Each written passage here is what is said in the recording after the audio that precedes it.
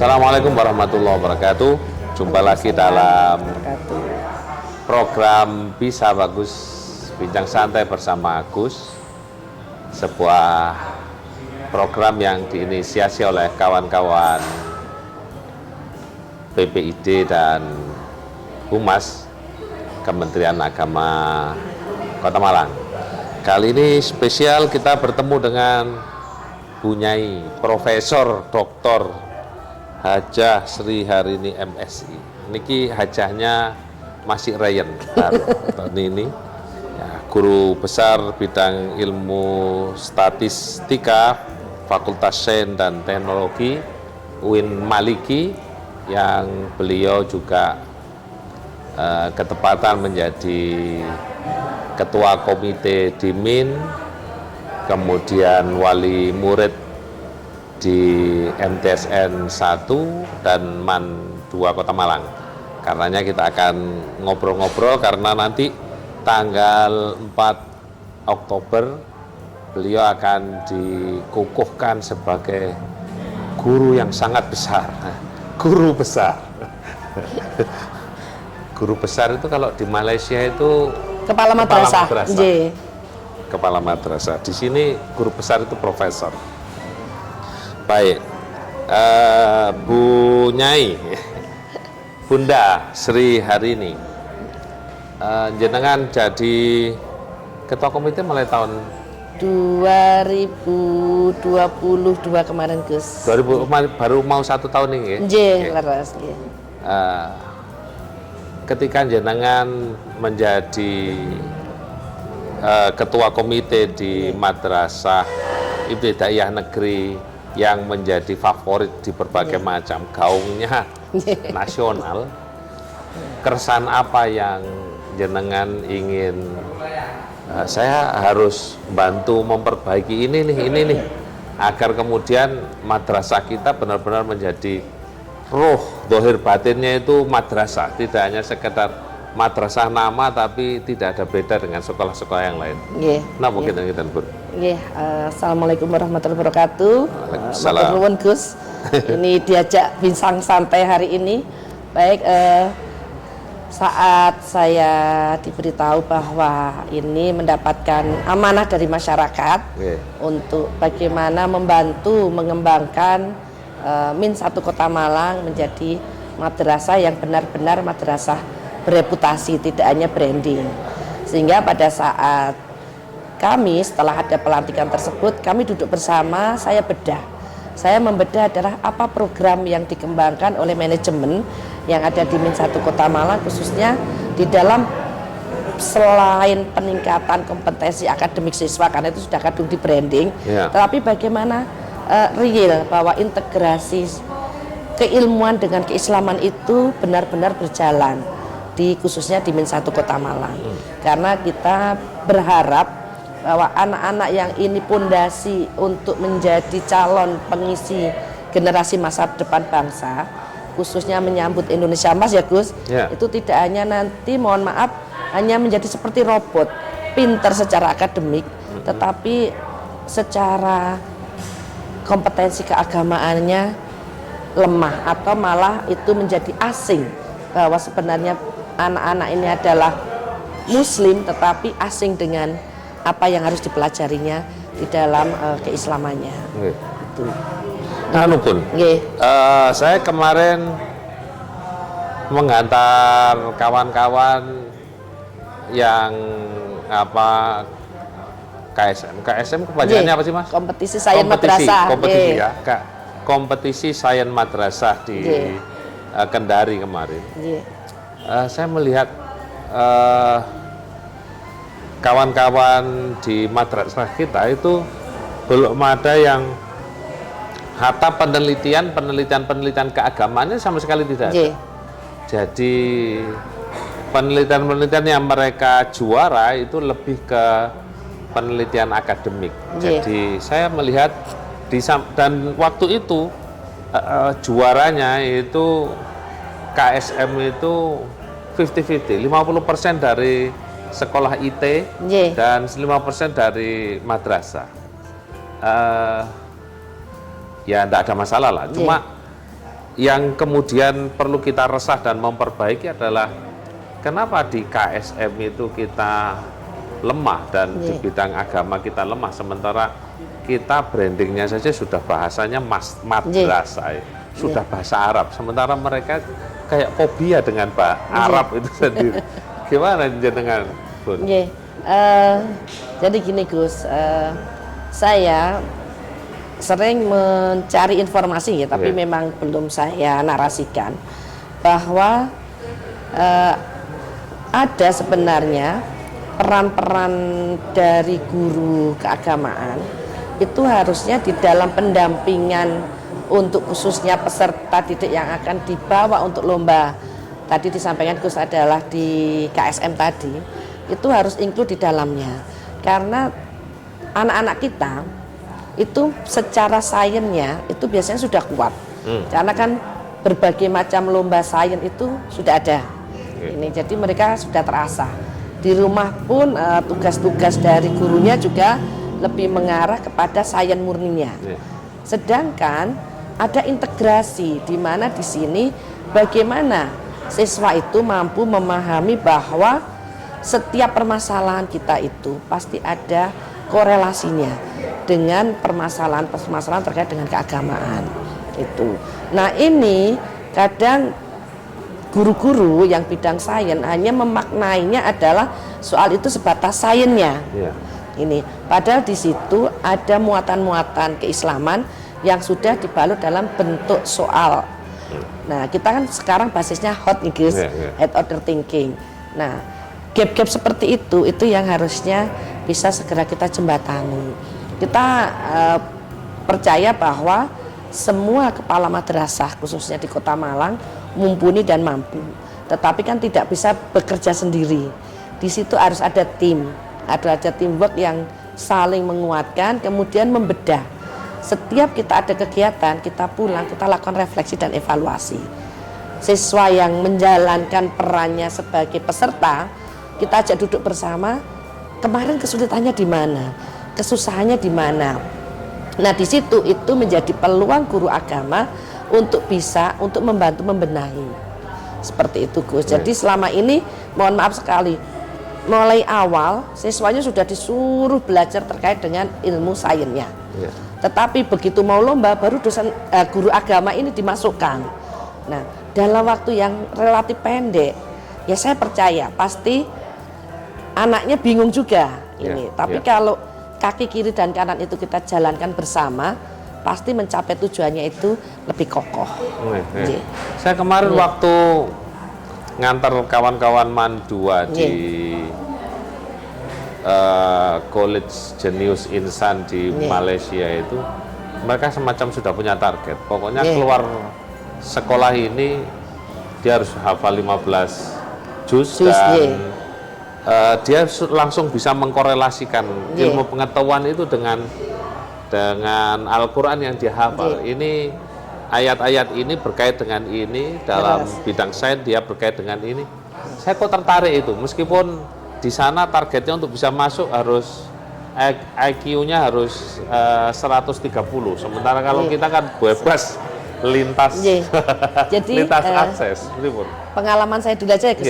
Saya alhamdulillah diberi kesempatan oleh pimpinan di UIN Maulana Merdeka Malang sejak tahun 2004 untuk membantu memegang manajerial yang ada di UIN, mulai dari Kaprodi Matematika sampai sekarang diminta untuk memimpin di Fakultas Saintek. Dan ini datanya real bahwa hampir 25% yang hafid Quran di UIN Malang itu adalah dari anak-anak saintek.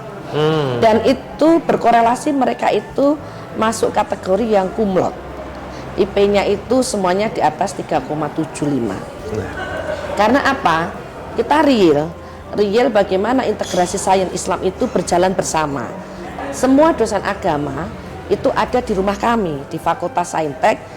Beliau juga home base-nya di Fakultas Saintek, menjadi guru besar pun juga di Fakultas Saintek. Jadi kita rancang, kita sampai memiliki laboratorium integrasi sains dan Islam, dan setiap tahun kita punya madrasah integrasi. Pesertanya Saya katakan tidak hanya seluruh Indonesia, ada dari Brunei juga ikut, padahal online, dari Malaysia, dari Thailand. Ternyata itu menjadi penyemangat bahwa ya ilmu itu tidak bisa dikelompokkan. Sains itu ya Islam, bukan Islam sendiri, sains sendiri. Alhamdulillah dari situ itu bisa memunculkan kreativitas dari mahasiswa bahwa kalau sains murni itu kitab sucinya hanya dari teori-teori yang berkembang, tetapi kita balik karena dari riset itu kan menggali kembali Quran, hadis itu sudah ada, tinggal nanti disandingkan benar tidak bahwa di teori itu sebenarnya sudah ada. Kemudian bagaimana memahami teori tersebut, kami sebagai orang umum nggak akan bisa. Maka dosen keagamaan berperan di dalam pendampingannya. Jadi mulai perwalian, semester awal masuk sampai anak-anak mahasiswa kami itu menyusun tugas akhir, dosennya 2.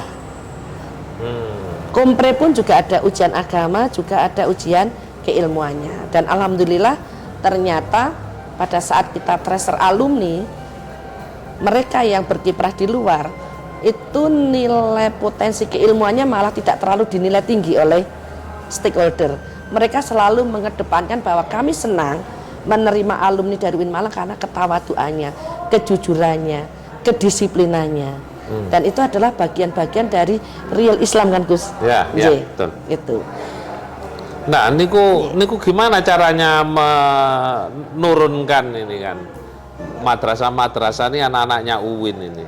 Makanya yang saya sering kali ngobrol dengan para guru-guru saya di UIN ini, ada sedikit keresahan saya di kawan-kawan. Dari beberapa kawan-kawan yang kita wawancarai, anak hebat yang kita wawancarai, hampir semua tidak ada yang bercita-cita sekolah di UIN. Nah, ini saya kok tanda tanya besar itu. Entah UIN sini atau UIN mana itu sama sekali tidak. Jadi apakah ada informasi salah yang dia terima, ataukah kita dianggap kelas 2 bagi mereka? Tapi ini munculnya dari yang disampaikan kawan-kawan madrasah. Kalau dari orang umum itu kan biasa pun. Tapi kalau anak-anak kita, saya membayangkan betapa UIN itu diringankan ketika anak-anak hebat ini secara lurus dari madrasah, dari ibtidaiyah, sanawiyah, aliyah, kemudian di UIN itu pendidikan integrasi keagamaannya, apapun jurusan yang diambil itu tidak terlalu berat-berat amat lah, mat kan lah. Pripun monggo panjenengan. Ini kita harus mencari akarnya ya Gus ya. Kalau kami yang ada di dalamnya sendiri, kita juga kadang itu bingung juga. Kami yang ada di UIN itu 50% itu malah didatangi dari mahasiswa yang asalnya dari sekolah umum. Dan itu bukan, mohon maaf ya, bukan dari orang tua yang biasa-biasa saja yang dari umum. Ada yang dari ITS itu WR1-nya ITS, kemudian dari Brawijaya, dari UNER, dari UI, dari ITB, itu banyak yang putra-putrinya itu malah dititipkan ke kami. Nah, saya tanya, kenapa kok pengen putra-putrinya ada di UIN? Karena untuk mencari ilmu pinter gampang Bu. Itu belajar lewat YouTube, lewat Google bisa, tetapi kami pengen anak kami punya kondisi punya kekuatan bahwa 1 tahun di Mahat itu menjadi pondasi anak kami nanti setelah keluar dari UIN itu bisa di mana-mana akhlaknya itu bisa menjadi teladan. Nah, Gus menyampaikan kenapa malah yang dari madrasah sedikit yang mau masuk UIN. Saya juga karena anak saya di MIN, di MTS dan di MAN, saya juga sering tanya-tanya kenapa. Mereka pasti mengatakan, aduh nggak keren kalau kuliah di UIN. Ada yang mengatakan lagi, mosok semuanya di jalur sekolah agama. Tapi ada juga saya gali ke peserta didiknya, kita capek Bu di Mahat terus, kita pengen kondisi yang tidak ada di Mahat. Itu yang jok-jok aja ya Gus, belum secara real data kondisinya itu seperti apa. Mahat kita belum menyenangkan ya, sehingga membuat mereka bosan. Akhirnya kita harus ini Mahat, karena mumpung ya Gus ini di Kota Malang Madrasah Negerinya Aliyah baru 2. Coba monggo kita duduk bersama. Mereka pada punya mahat. Kenapa kita belum bisa mengkoneksikan antara kurikulum yang dikembangkan di mahatnya UIN Malang dengan mahat yang ada di madrasah. Nah, ini perlu juga kita inikan supaya apa nanti anak-anak itu tingkat kejenuhannya di mana. Kalau kami di UIN Malang kan memang mahat adalah bagian dari kurikulum. Sehingga orang tua juga kita beritahu, mahasiswa kita beritahu, dan setiap hari Sabtu Minggu adalah hari yang mahasiswa itu dibebaskan untuk bereksplorasi. Nah, di setiap pengelola mahat itu punya kreativitas, jadi membuat mahat itu sesuatu tempat yang itu membuat anak-anak yang di situ tuh kerasan, bahagia, sehingga banyak yang dia harusnya semester 3 itu keluar pada mengajukan untuk diterima sebagai musrif-musrifah. Jadi kan setiap 10 mahasiswa didampingi oleh 1 musrif atau musrifah. Itu sampai kita menolak. Ini artinya apa? Ada gap yang itu apa yang sebenarnya menjadi problem internal dan eksternal di dalam pengelolaan mahat tersebut. Karena ada yang dulu karena saya yang dampingi, kemudian saya tanya kenapa, pokoknya saya tetap mau sekolah di situ, tapi saya nggak mau di mahat. Nah, saya gali-gali, ternyata mungkin SOP-nya benar Gus, aturannya benar, tapi namanya kita sesama manusia dan ini anak-anak usia remaja butuh pendekatan-pendekatan yang itu berbasis mereka. Jadi larangan-larangan itu tidak harus saklek. Ini nggak boleh, itu nggak boleh. Tetapi kalimun nasbi qadri ukulihim ngoten nggih. Ya, gila ini, wah ini berarti kita cocok ini, Pak Kasipenwa kita punya harapan standarisasi madrasah, standarisasi ma'had di madrasah-madrasah itu. Nah nanti kapan-kapan kita berarti harus duduk bersama untuk merumuskan gimana. Saya kemarin punya angan-angan begini Bun, gimana kalau anak-anak olimpiade, kelas-kelas olimpiade itu mereka tidak dipusatkan pelatihannya itu di tempat lain, tetapi di ma'had. Jadi anak olimpiade harus di ma'had. Bayangan saya itu kok seperti itu. Kalau kemudian dia minimal ada ekstra ya freshnya, seneng-senengnya itu di ma'had itu. Tapi kalau kemudian ma'had itu berarti penambah stres juga, bingung lagi tadi. Ya itu Gus saya sampaikan, itu yang saya wacanakan di Min 1 Kota Malang. Karena apa? Min 1 kan memang belum punya, kalau kelas olimpiadenya kan sudah ada, tetapi kan setiap pendampingan itu butuh tempat dan sebagainya. Sedangkan kan kita punya lahan ya Gus, di Suat itu saya memang pengen di situ adalah tempat sentralnya kita menggembleng anak-anak yang potensial tersebut, baik akademik maupun non akademik, karena prestasi kan harus dua-duanya berjalan.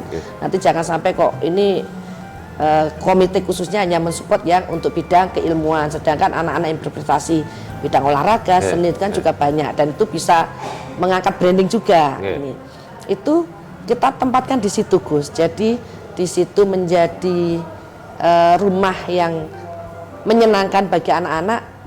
Anak-anak itu sebenarnya belajar, tapi sebenarnya dia merasa seperti tidak belajar ini. Dan itu tidak bisa dalam waktu sebentar ya Gus, memang harus menancapkan pondasi itu long time, tetapi ya memang sinergi. Jadi di situ nanti ada kelasnya, kemudian di situ nanti ada asramanya. Tapi dikemas bahwa pembelajaran itu tidak terkotak di dalam jam. Selama ini kan jam 7 sampai jam 2 belajar sekolahnya. Setelah itu habis itu diniyahnya setelah pendampingannya setelah selesai pembelajaran. Tapi kita mix. Karena secara psikologi saya bertanya kepada teman-teman, anak-anak usia dasar tersebut itu hanya bisa konsentrasi mendengarkan orang ngomong itu dalam sekali diskusi itu hanya 10 menit Gus. Setelah 10 menit harus ada refreshmentnya. Maka kenapa kalau dalam sekali tatap muka itu 40 menit, itu harus guru itu bisa membuat 2 kali ice breaking. Jadi memang Nggih. Cepat ya? Cepat, nggih, karena kan ini anak-anak yang memang apalagi kalau sudah menuju jam siang, Gus. Nggih. Itu. Jadi memang saya kenapa juga menggandeng di madrasah itu tim psikolog dari UIN Malang. Itu memang beliau juga selama ini mendampingi malah ke madrasah yang Gus sampaikan di SD IT itu menggandeng yang juga masuk di dalam konsorsium komite kita. Sering tanya, kita kapan ya Bu kita ada parenting dan sebagainya. Karena kami sebagai komite kan penyeimbang kegiatan yang ada di manajemen, kita kan nggak bisa ujuk-ujuk langsung saya mau kegiatan seperti ini, kan tetap harus mengikuti program kerja yang dikelola oleh manajemen. Berarti kita butuh refresh kemampuan para guru-guru juga untuk nambah-nambah gimana sistemnya biar anak 10 menit ya. Saya dulu sekolah gak ono istirahat sholat. Mungkin sudah beda orang ya zaman. Karena kalau zaman kita itu kan nggak ada, mohon maaf Gus, gangguan eksternalnya kan nggak ada, TV nggak ada, apa-apa nggak ada. Jadi sekolah ya sekolah. Sekarang anak-anak itu kan dunia luarnya lebih canggih daripada dunia kita zaman dunia dulu. Luar itu mengganggu kerja otak juga gitu. Cuma bagaimana kalau saya kan memang mau tidak mau saya tidak bisa melarang anak saya itu tidak mengenal dunia luar tersebut. Tetapi memang benar-benar saya bikin aturan-aturan.